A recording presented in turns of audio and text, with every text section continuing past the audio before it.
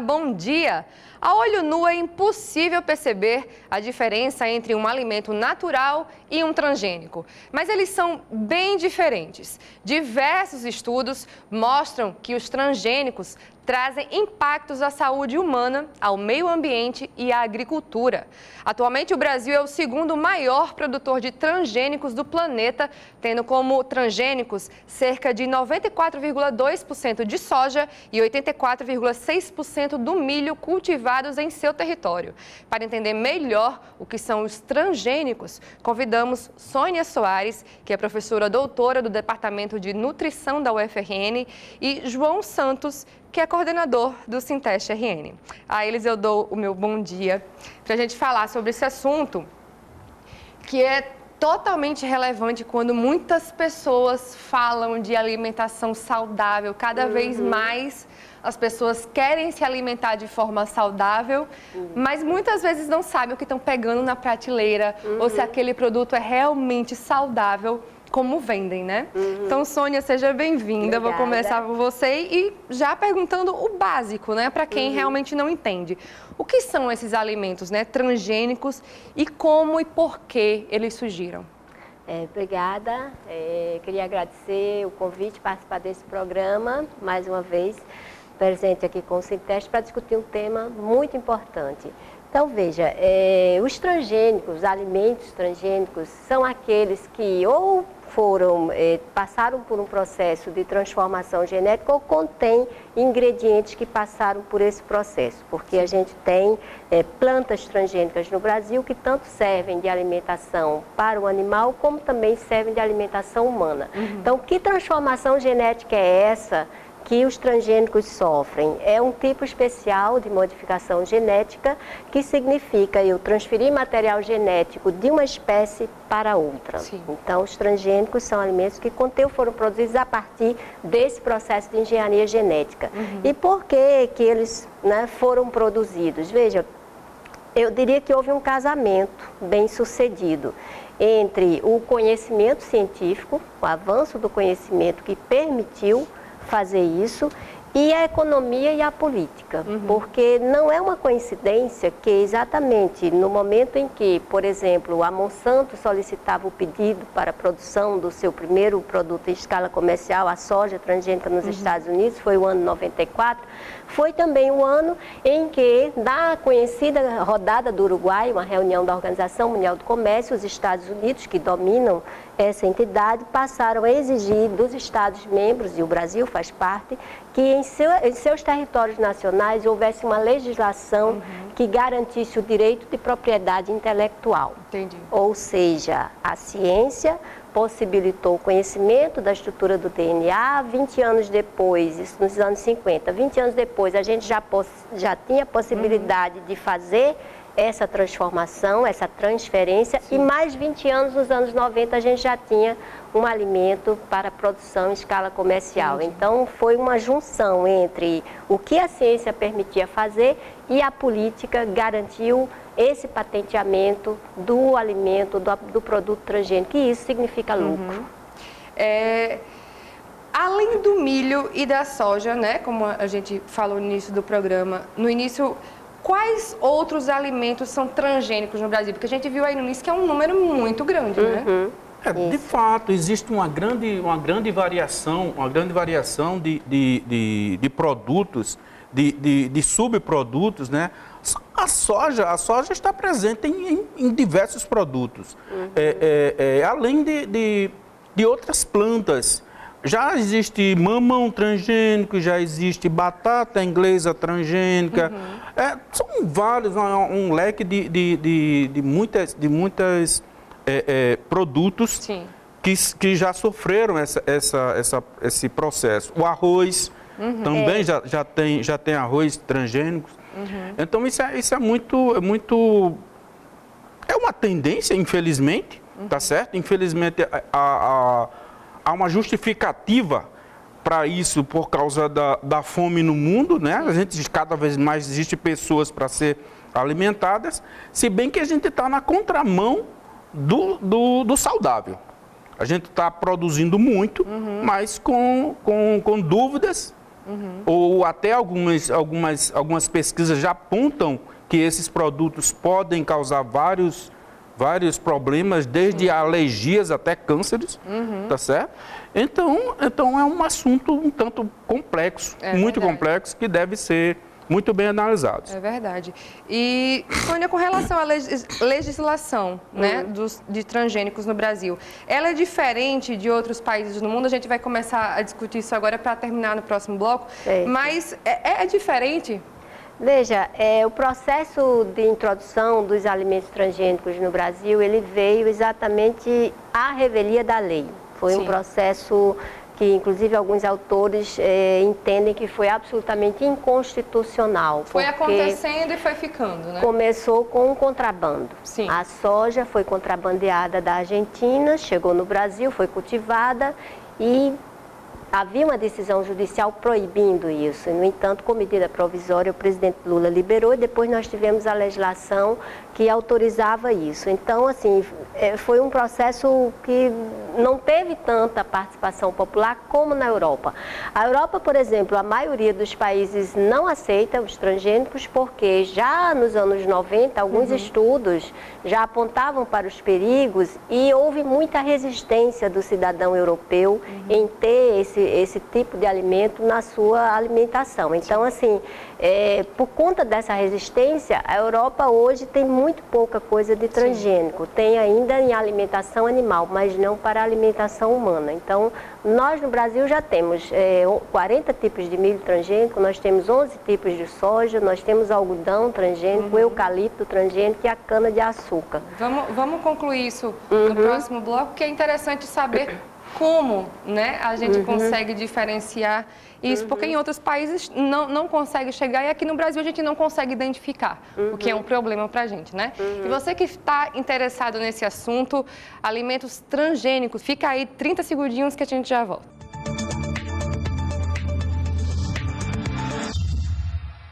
Voltamos com o programa Diálogo Plural de hoje, que conversa sobre os transgênicos, com a presença de Sônia Soares, que é professora doutora no Departamento de Nutrição da UFRN, e João Santos, que é coordenador do Sinteste RN.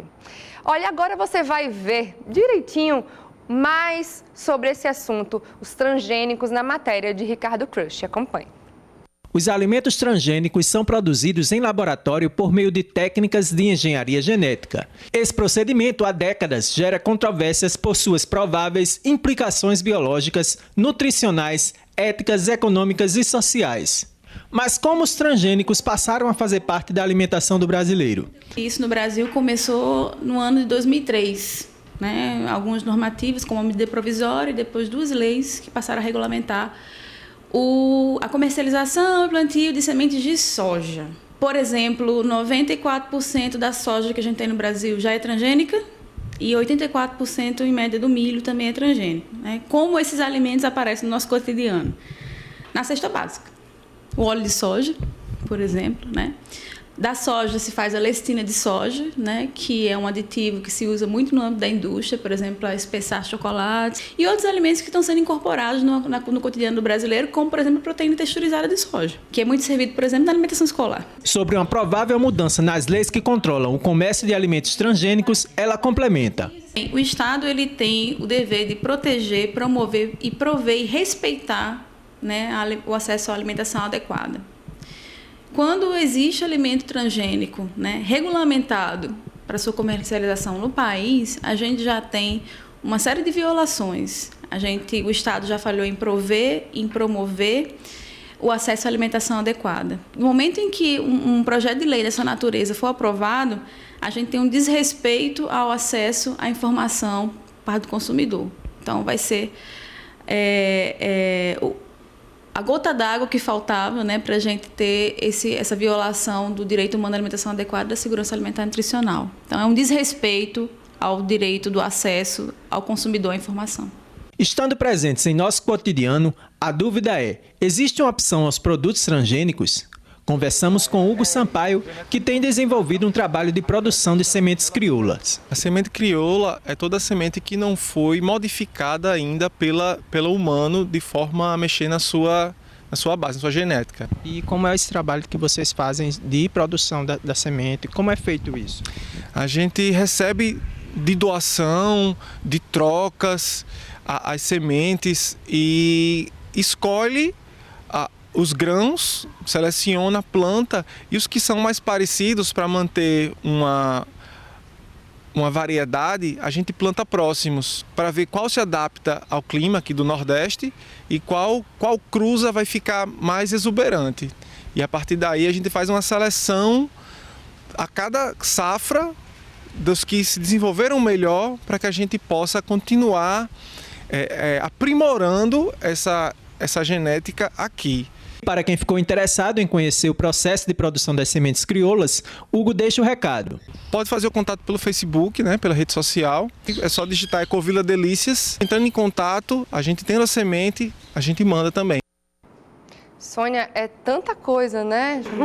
Que se você for pensar em tudo, né? Pessoas que não têm alergia à lactose estão consumindo coisas sem lactose. Pessoas que não têm alergia a glúten ou qualquer problema estão querendo, sem saber, né, que às vezes aquela coisa que faz mal para um faz bem para outro, né? E essa questão do transgênicos também é uma coisa um pouco mais atrás, né, na nossa história.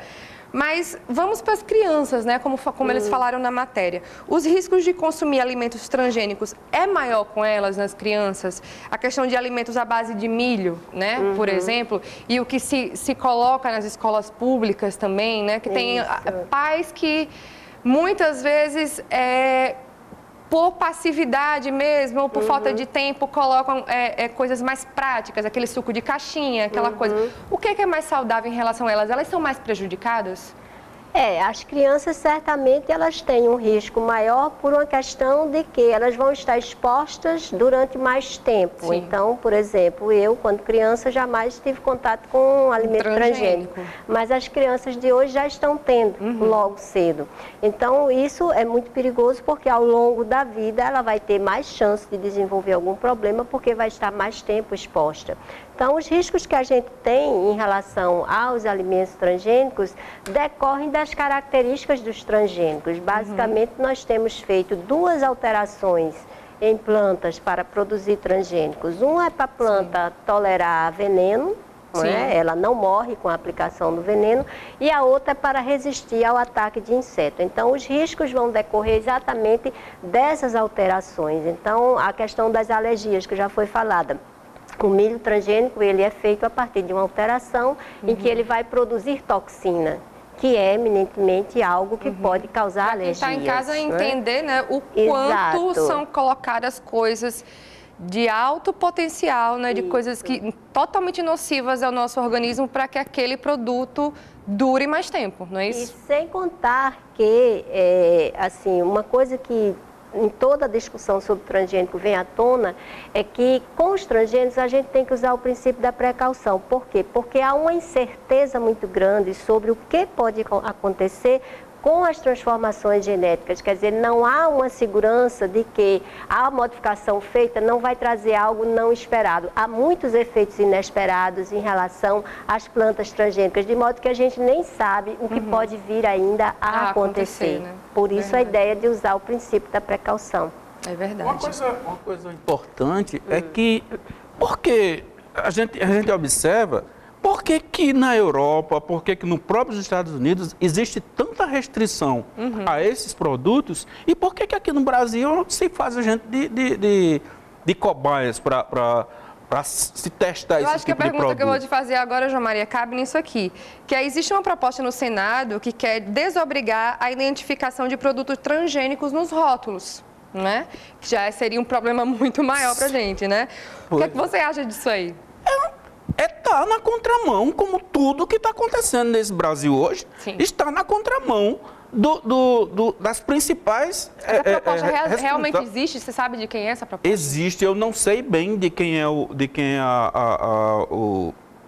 essa proposta, né? O proponente dessa proposta, mas existe porque existe uma bancada ruralista que é muito poderosa, tá certo? Dentro do Congresso Nacional, e que tem conseguido aprovar o que eles querem aprovar, tá certo? Inclusive, essas reformas que estão passando por aí, reforma trabalhista, reforma previdenciária, tudo isso tem a Vão ver vir várias reformas por aí, possivelmente. Tem a ver com derrubar a capacidade dos trabalhadores, tá certo?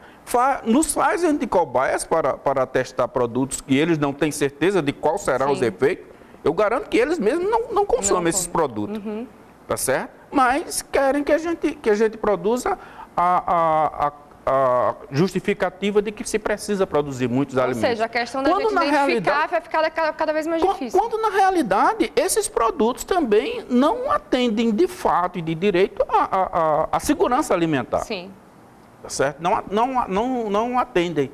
É uma coisa que está posta, aliás, está imposta para nós, né?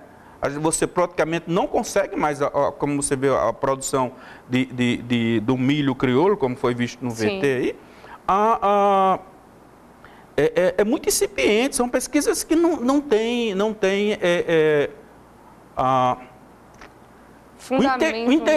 o interesse do governo. Sim. Não tem financiamento. Quem faz isso é uma pessoa que está aí com a vontade, com os recursos próprios, fazendo aquilo, tá certo? Para ver se salva a nossa biodiversidade. Porque, obviamente, uma hora que a população saiba de fato o que são os alimentos transgênicos e aquilo estiver identificado, obviamente que você não vai consumir aquilo, né?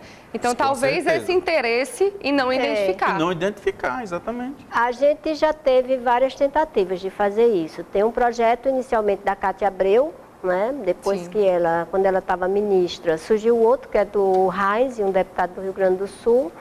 E assim, eu imagino que a qualquer momento essa proposta possa ser aprovada no Congresso. Sônia, no último bloco a gente conversa melhor para finalizar esse assunto, os transgênicos. Fica aí 30 segundos, a gente já volta.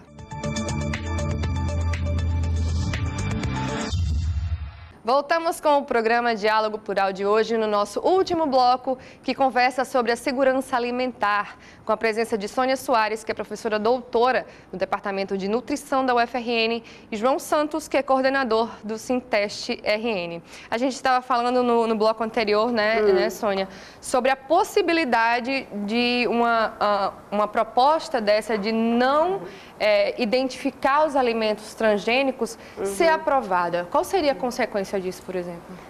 Veja, nós já temos hoje vários produtos que desrespeitam a norma. Sim. Né? Inclusive, essa foi uma das justificativas que uma das proponentes de um desses projetos... E não tem nenhuma multa, não existe nada? Não.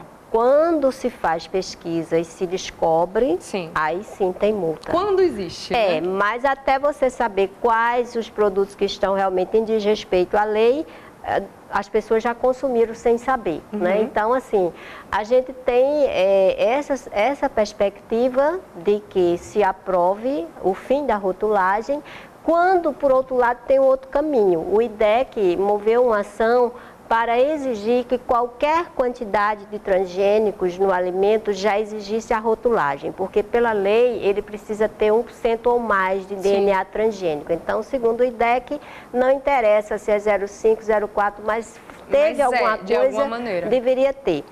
Porém, há um outro problema que eu vejo nessa questão da rotulagem, é que se todos os alimentos estiverem rotulados, isso resolve o problema? Porque eu escolho não comer transgênico.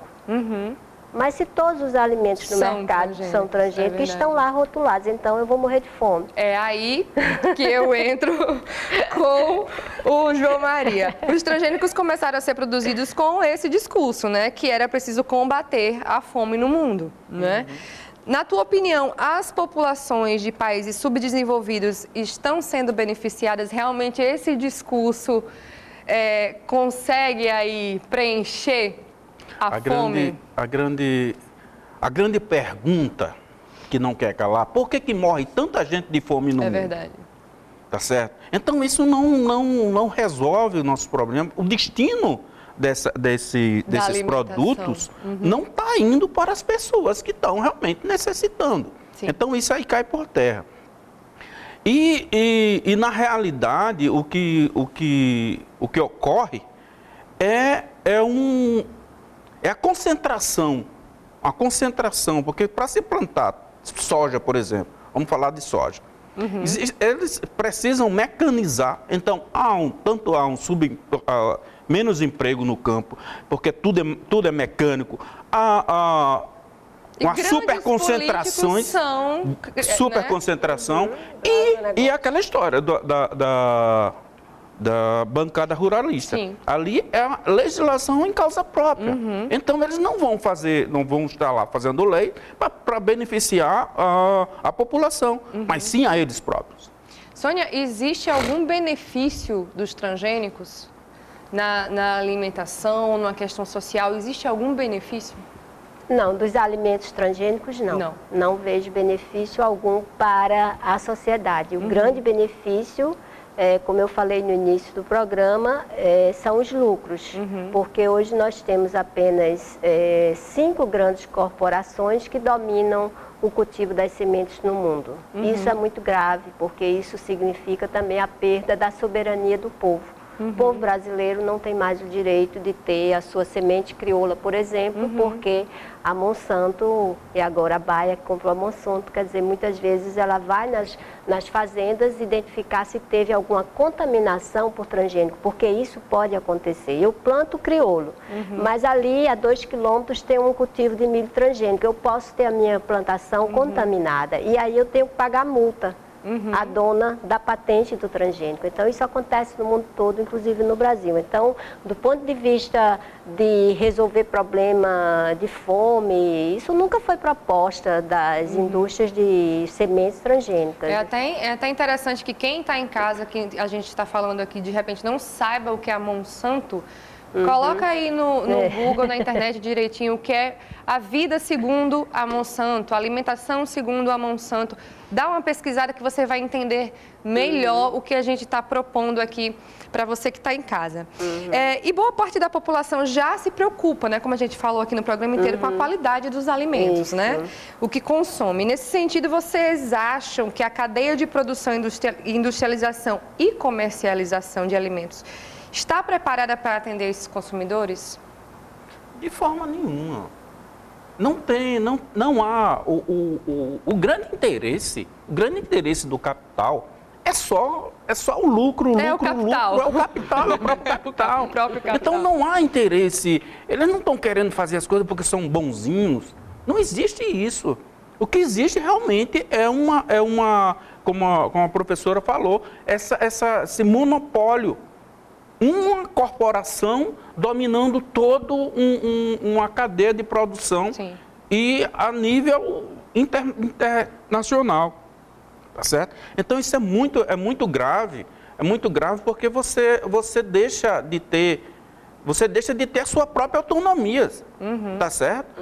A coisa fica tão complicada que fica, por exemplo, você quer plantar. Sim. Você, por exemplo, se você nunca fez essa experiência, eu já fiz. Você planta um pé de mamão, por exemplo, em casa. Certo. Você vai ver que ele não frutifica. Porque você tem que comprar a semente, porque a semente ela é híbrida. Ela só produz uma vez. Sim. Tá certo? Então, aquele caroço, se você guardar para plantar de novo, ele já não nasce mais. Não serve mais. Tá certo? Então você tem que voltar no comércio para comprar outras sementes, para poder ter uma nova produção. Então isso é...